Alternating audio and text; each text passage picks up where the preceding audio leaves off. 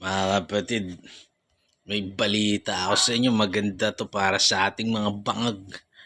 New People's Army, sabi. Na nag-deploy sila ng guerrilla para sunugin ang Cassava Milling Facility owned by a businessman. Accused of grabbing ancestral lands in Bukidnon. Maganda to.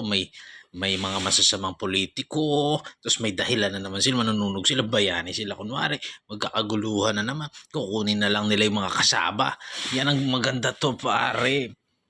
Kaguluhan, may pera tayo dyan, tapos tayo mga addict, chill lang tayo. Relax lang tayo. Tip alamano. I love it. Ang pagbabalik ninyo mga lodi, gusto ko yan. Gusto ng mga adik yan. Sali nyo ako dyan pagka